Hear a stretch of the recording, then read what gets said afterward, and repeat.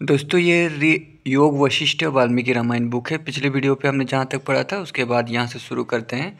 Real Ramayan, Mahabharat, Veda Purana, Kamasutra, उपनिषद, ये सब book अगर आप शुरुआत से पढ़ना चाहते हो तो इस वीडियो के नीचे चैनल के नेम या पिक्चर पे क्लिक करके प्लेलिस्ट में जा कर के देख सकते हैं, या फिर चैनल का नाम को यूट्यूब पे सर्च कीजिए कुछ अलग कुछ रोचक को, और फिर प्लेलिस्ट में जा कर के देख सकते हैं प्लेलिस्ट।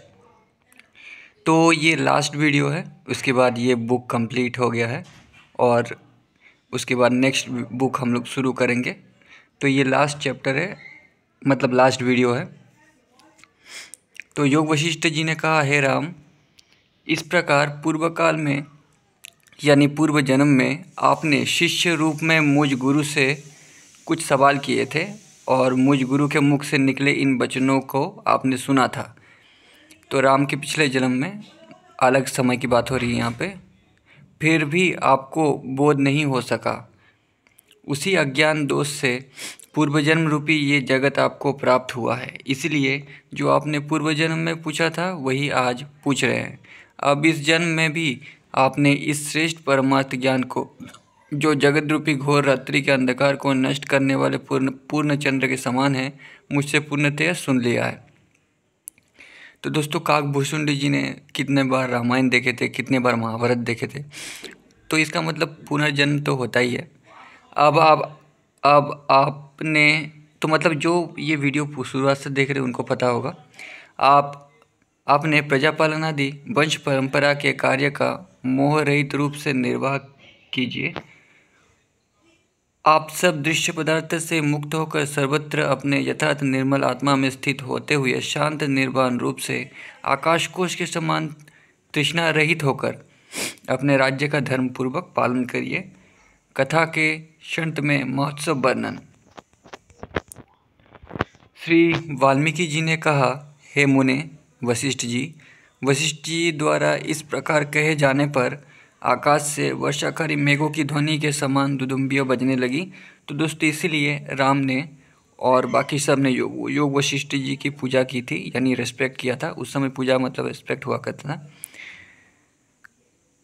तो दुदुम्बियाँ बजने लगी और हिम वर्षा के समान पुष्प वर्षा होने लगी, जिससे सभी दिशाएं श्वेत हो गई। उस वर्षा का लाल रंग केसर पुंज के समान अथवा सायंकालीन मेघों जैसा था। पुष्पों के भीतर से निकले हुए जलकण ही उसके शीतलांग थे। वायु के द्वारा हिलते हुए श्वेत केसर ही मानो उसके मुक्ताहार थे। इस प्रकार ऐसा प्रतीत होता था कि पुण्य लक्ष्मी ही साक्षात में सुरपूर रूप से उतर आई हो। वो पुष्प वर्षा प्रलय रूपी बंदर के द्वारा झकझोरी हुई शुष्क शाखा और स्वर्ग रूपी वृक्ष से पृथ्वी पर पतित तारों का, जिन्हें गिराने के लिए दिशाओं की ओर मुख करके भैरव झपटे मंद हास्य से मानो हंसी उड़ा रही थी। दुदुम्बी की ध्वनि से गर्जन करती हुई केसर हास्य ही जिसका मेघ था, ऐसी पुष्पवृष्टि ने हिम के समान श्वेत पुष्पों से संपूर्ण सभा परिपूर्ण कर दी थी। वो कुछ देर में ही रात शांत हो गई। यथास्थान बैठे हुए सभाजनों ने उन दिव्य पुष्पों की अंजलियां भर कर वशिष्ठ जी को समर्पित कर नमस्कार किया। यानी वशिष्ठ जी की सबने पूजा की, जैसा कि राम ने पहले किया था, क्योंकि उस समय ज्ञान ही सर्वश्रेष्ठ था। जो ज्ञानी था, जो भी कुछ महान काम करता था, उनको ही अवतार माना जाता था, जिससे उनके सभी शोक नष्ट हो गए। तभी दशरथ महाराज ने विनयपूर्वक कहा, हे भगवान, आपके उपदेश से संसार के दुर्गम पथ से शांत हुए। लेकिन राजा दशरथ को इससे कोई फ़ायदा नहीं हुआ, क्योंकि उनका अज्ञान दूर नहीं हुआ। इसीलिए राम के चले जाने पर उनकी स्थिति ऐसी खराब हो गई थी। लेकिन राजा जनक जो थे उनको फ़ायदा हुआ अष्टावक्र गीता से। तो उसी प्रकार विश्राम को प्राप्त हो चुके थे। जिस प्रकार की स्वच्छ मेघ पर्वतों पर विश्राम करते हैं, आपकी कृपा से हमारे कर्तव्य कर्मों की अवधि पूर्ण हो चुकी और हमारे दुखों की परम सीमा आ चुकी है। अब हम ज्ञेय को भली प्रकार जानकर परम पद में स्थित है। व्यांजन्य अव्यध्योम में विहार आदि की चिरकालीन अनुभूति के भ्रम से, धारणा से, सर्वाश्रम ब्रह्म में विश्राम करने से, देहांत के क्रमों से, संकल्प वाले नव निर्माण से, स्वप्न में परिलक्षित संसारों के ताप से, युक्ति सुक्ति रजत के अनुभव से, स्वप्न में अपना मरण देखने से, अन्य पवन के स्पंदनों से, अभिन्न जल के द्रव्यों से, इंद्रजालात्मक पुरियों की परिपूर्णता से, गंधर्व नगरी से, माया से परिपूर्ण नगरों और मृग तृष्णा रूपी नदी के वेगों से, सर्गोत्तर काल की बेग ब्रश झंझा के झटकों से, द्विचंद्रों के उदयानुभव से, मत्स्य नगरों के कंपनों से, बालकों के यक्षादि के अनुभवों से, केशांद्र के दर्शन से तथा स्नानुभूत अन्य दृष्टांतों से आपने मेरी दृश्य दृष्टि परिमार्जित कर दी है। इससे अपना सौभाग्य ही मानता हूँ। श्री राम बोले, हे मुनीश्वर, आपके प्रसाद से मेरा मोह नष्ट हो गया और मैं परम पद को प्राप्त हो गया हूँ। निर्बल बुद्धि से संपन्न होकर साक्षात ब्रह्म ही हो गया हूँ। मेरे सभी संदेह नष्ट हो चुके हैं और आपने स्वभावभूत ब्रह्म में स्थित होकर अज्ञान के पट से रहित हो गया हूँ। अब आपके आदेश अनुसार सब व्यवहार करूँगा। आपके उन वचनों का बारंबार स्मरण करता हुआ जो अमृत से सिंचन करने के समान एवं दुखदायी थे, वे अपमानित होने पर शांत रहता हुआ प्रसन्न के समान अवस्थित हूँ। आज मेरा यहाँ किसी कर्म या अकर्म से प्रयोजन नहीं है, तो भी मैं सब संतापों से मुक्त रहता हुआ पहले के समान ही मैं अपने व्यवहार में स्थित हूँ। उन उपायों के द्वारा किस दृष्टि से देखा जाए, जबकि ये संसार दशा कष्ट देने वाली है। अहो, मुझे तो उससे भिन्न अधिक विस्तार वाली भूमि अर्थात सुखदायिनी भूमि प्राप्त हो गई है। ना कोई मेरा शत्रु है, ना मित्र है, ना क्षेत्र है, ना दुर्जन अथवा सज्जन है। जब तक ये आत्मचित दुर्बोध रही तब तक दुखदायिनी थी, किंतु अब बोध होने पर तो सर्वार्थ सुंदरी हो गई है। आपके अनुग्रह के बिना इस ज्ञान की प्राप्ति किस प्रकार हो सकती है? कभी सेतु अथवा पोत यानी जहाज के बिना कोई बालक समुद्र को भी लांघ सकता है भला?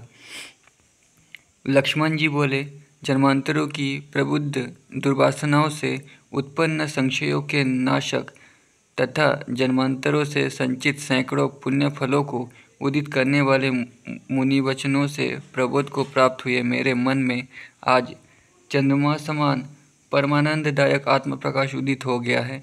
हे ब्राह्मण, इस प्रकार के उपदेश आत्मदृष्टि के साक्षात्कार से दृश्य रूप होने पर भी दुर्भाग्यवश रोगादि में पड़कर सैकड़ों दोषों से युक्त दशा में काष्ठवत दिन रात्रि जलते रहते हैं। विश्वामित्र जी ने कहा, अहो मुनिवर, वशिष्ठ जी के मुख से जो पुण्य में ज्ञान सुना है, उसके प्रभाव से हम सहस्त्रधार गंगा में स्नान करने के समान पवित्र होकर स्थित है। श्री राम ने कहा, संपत्तियों के उत्कर्ष वाली आनंदमय दृष्टियों से शास्त्र की चरम सीमा से विनाश रूपी आपदाओं की चरम सीमा रूपी सर्व संसार को नाश देखा जाता है और सुख विश्रांति के कारण रूपी प्रदेशों की चरम सीमा रूप से परम विश्रांति का हेतुभूत परमात्मा रूप प्रदेश देखा गया है। नारद जी ने कहा, ब्रह्मलोक, स्वर्ग तथा पृथ्वी पर भी जो श्रेष्ठ तत्व सुनने में नहीं आया, उस ज्ञान को सुनकर मेरे श्रोत्र परम पावन हो गए हैं। लक्ष्मण जी ने कहा, हे ब्राह्मण, हमारे हृदय का बाह्य अंधकार दूर हो गया है, क्योंकि आप इस सूर्य की अपेक्षा परम सूर्य हैं, जिनमें संपूर्ण अंधकार नष्ट हो चुका है। शत्रुघ्न जी बोले, हे ब्राह्मण, आपके प्रसाद से निर्तिशय आनंद को प्राप्त हुआ। मैं अत्यंत प्रशांत हुआ परम पद में स्थित पूर्णकाम एवं सुखरूप हूँ। महाराज दशरथ बोले, बहुत जन्मों के संचित पुण्य से संपन्न इन गुरुदेव ने हमें जो आध्यात्म उपदेश दिया है, उससे हम पवित्र हो गए हैं। तो दोस्तों, राजा दशरथ का मोह अभी भी खत्म नहीं हुआ, इस बात से पता चल रहा है। वाल्मीकि जी ने कहा, हे भारद्वाज, महाराज दशरथ के सहित इसलिए जब राम वनवास में जाएंगे तब राजा दशरथ की ऐसी स्थिति होगी। तो वाल्मीकि जी ने कहा, हे भारद्वाज, महाराज दशरथ के सहित सब सभासद जन इस प्रकार स्तुति वचन कह रहे थे। तब वशिष्ठ जी ने ज्ञान से पवित्र अपनी वाणी से कहा, हे राजन, हे रघुकुल रूपी चंद, मैं जो कहता हूँ आप उसके अनुसार करिए। इतिहास कथा की समाप्ति पर द्विज का पूजन करना उचित है, इसलिए आप ब्राह्मणों की सब इच्छाओं को परिपूर्ण कीजिए। इससे आपको वेदार्थ के श्रवण का शाश्वत फल प्राप्त होगा। मोक्ष की उपायभूत कथा की समाप्ति के पश्चात कीट के समान तुच्छ दरिद्र का भी कर्तव्य ब्राह्मण पूजन करने का है। तो आप जैसे पृथ्वी पाल के तो कहने ही क्या है। मुनिवर का ये वचन सुनकर राजा दशरथ ने 10 सहस्त्र वेदवादी ब्राह्मणों को दूतों के द्वारा निमंत्रित किया। मथुरा, स्वराष्ट्र और गौड़ आदि देशों के श्रेष्ठ ब्राह्मणों का पूजन करते हुए उनको प्रमुखता सहित 10 सहस्त्र ब्राह्मणों को विधि सहित भोजन कराया, यानी बहुत सारे देशों से, जिनकी जो इच्छा थी उसे उसके अनुसार ही भोजन, अन्य दक्षिणा आदि के द्वारा संतुष्ट किया तथा पितरों, देवताओं, राजाओं, प्रजाजनों, वृद्धों, द्विजनों, अंधे आदि अंगहीनों का सत्कार कर संसार की सीमा को प्राप्त हुए महाराज दशरथ ने दुग्ध सुहृदजनों के सहित श्रेष्ठ उत्सव का मनाया। उस अवसर पर रेशमी वस्त्र, मणि रत्न और स्वर्ण से सजाए गए सुंदर राजभवन में और सुमेरु के समान चमकती हुई अयोध्यापुरी में यौवन से उत्पन्न कामनियों के नृत्य घर घर में हुए। उस नृत्य में बांसुरी, काश्यताल, बीना, सूरज, अर्दल आदि वाद्य के सहित तांडव नृत्य की ध्वनि उठ रही थी। नृत्य करने वालियों की चोटियाँ आभूषणों से सजी थी। उनके हाथों के चलायमान होने से उनके वस्त्र फैले हुए पत्तों जैसे लग रहे थे। वे अपने हर्ष अट्टहास से हुंकार भरती हुई तरल स्वर से युक्त मुग्धा थी। वे एक पांव के तलुए के आघात से धरातल को व्याप्त कर रही थी। वे पुष्पमालों के झटकने से नक्षत्रों के समान बिरकती हुई पुष्प वृष्टियों से श्वेत थी, जिनके पांव जलधारा के समान गिराए जाते हारों पर पड़कर फिसलते थे। वे अपने चंचल आभूषणों से मानो कामदेव को ही मूर्त रूप दे रही हो। उन ललनाओं का नृत्य, विप्रक के वेदपाठ और बंदियों के प्रशस्ति गान और नारियों के गायन चल रहे थे। आशवादी तथा मादक द्रव्यों का पान चल रहा था, यानी मादक द्रव्य यानी मदिरा के समान जो द्रव्य है वो सब पान कर रहे थे, क्योंकि क्षत्रिय थे, राजा थे। वस्त्राभूषण से युक्त भोजनार्थी ब्राह्मणों ने विविध व्यंजनों का ग्रहण किया। चूर्णक आदि से पूत कर स्वच्छ हुई घरों की भीतर राम रूपी चंद्रमा की देह कांति रूपी ज्योत्सना से, पुष्प और रंगों के लेप से तथा धूप से चमचमा रही थी। राजा दशरथ के उस उत्सव रूपी यज्ञ में विभिन्न प्रकार के परिधान धारण किए और श्रेष्ठ मालाओं से विभूषित तथा मनोहर सुगंध से समन्वित परिचर और परिचारिकाएं इधर उधर फिर रही थी। कपूर, कस्तूरी, चंदन आदि से चर्चित देह वाली तांडव नृत्य करती हुई रमणिया अत्यंत सुसज्जित राजसभा के दूसरे आंगन में पहुंची। बोध रूपी सूर्य के उदित होने पर अविनाशी पद को प्राप्त हुए महाराज दशरथ ने विश्वरूपी कृष्ण पक्ष की रात्रि की समाप्ति से उत्पन्न प्रसन्नता के कारण दान, भोग और ऐश्वर्य से संपन्न महोत्सव निरंतर 7 रात्रि तक किया। शिष्यों द्वारा आत्मनिवेदन। वाल्मीकि जी बोले, हे राजन, मुनीश्वर वशिष्ठ का राम से और अगस्त्य का सुतीक्ष्ण से कहा हुआ ये उपदेश मैंने आपको सुनाया है। इस तत्व मार्ग द्वारा आप उस सत्य पद को प्राप्त होंगे। राजा ने कहा, हे भगवान, आपकी भवरूपी बंधन को काटने वाली दृष्टि से मैं भवसागर से पार हो गया हूँ। देवदूत बोला। ऐसा कहकर राजन के नेत्र विकसित हो गए और वो मधुर वाणी में कहने लगे, हे देवदूत, हे विभु, तुमको नमस्कार है। तुम्हारा कल्याण हो, सज्जनों की मैत्री 7 कदम चलती है। ये कथन आपने चरितार्थ कर दिया। तब आप देवराज के भवन में जाइए। आपका कल्याण हो। मैं भी इस कथा को सुनकर सब तापों से शून्य और अत्यंत मुदित हो गया हूँ। अब मैं सब तापों से शून्य हुआ मुनि मुख से श्रवण किए अर्थ का चिंतन करता हुआ रहूँगा। राजा के इस प्रकार कहने पर मैं अत्यंत विस्मय में डूब गया। ये पहले कभी भी न सुना हुआ शास्त्र सत्संगवश ही सुन सका हूँ। इसके द्वारा प्रसन्न अंतःकरण वाला हुआ मैं अमृत पीकर तृप्त हुए के समान ही परितृप्त हो गया हूँ।